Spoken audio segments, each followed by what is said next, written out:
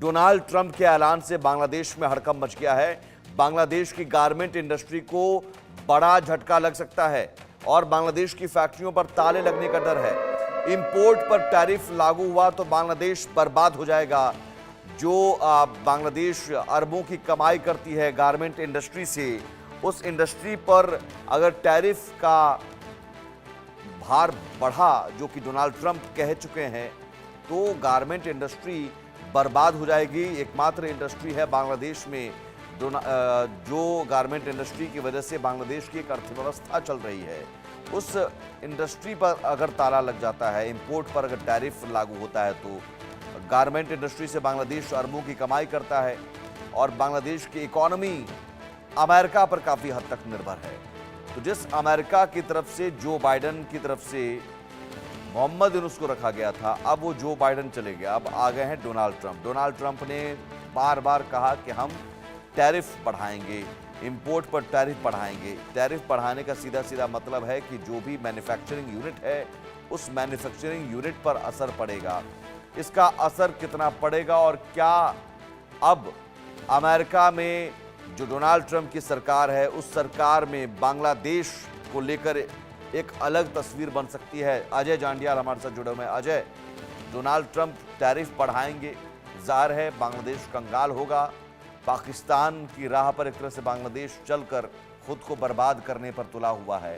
अब अमेरिका की वजह से, जिस अमेरिका की वजह से बांग्लादेश बर्बाद हुआ, जो बाइडन की तरफ से कहा जा रहा है, या फिर डीप स्टेट की बात कही जा रही है कि मोहम्मद यूनुस डीप स्टेट है।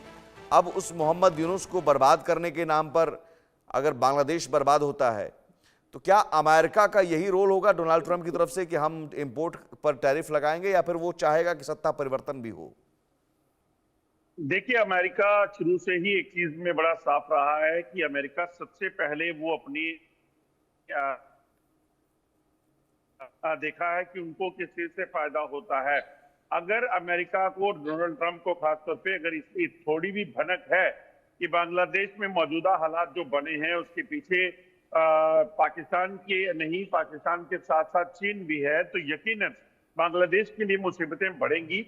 और जिस तरीके से गारमेंट इंडस्ट्री बांग्लादेश की चल रही है, जो कहीं ना कहीं $1 मिलियन जो है हर साल कमाते हैं इस इंडस्ट्री से इंपोर्ट करके, तो उसमें कहीं ना कहीं जो टैक्स लगाए गए हैं, तो सीधे तौर पर इसका मतलब यही होगा कि वो इनडायरेक्टली बांग्लादेश को डिस्टेबलाइज नहीं करेंगे, वो बल्कि पाकिस्तान और चीन तक को इसका नुकसान होगा। क्योंकि वहां पर जब लोग कहीं ना कहीं यहाँ पर सरकार वहां पर जब उसको समझ आएगा कि किसी भी तरह से इन देशों का साथ देना उनको कितना भारी पड़ सकता है, उस चीज में कहीं ना कहीं ये असर होगा।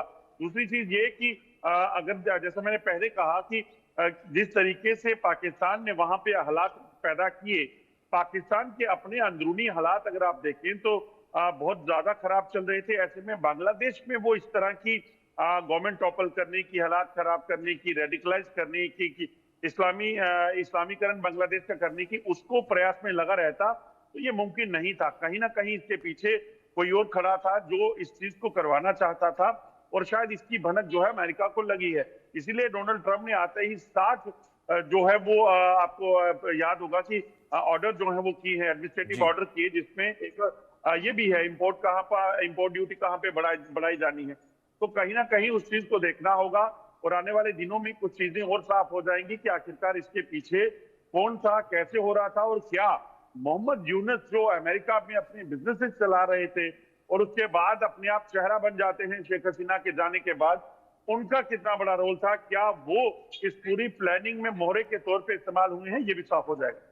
ठीक है, बहुत शुक्रिया अजय तमाम जानकारी के लिए। देखना होगा बांग्लादेश में अब तस्वीर किस हद तक बदलती है डोनाल्ड ट्रंप के सत्ता में आने के बाद।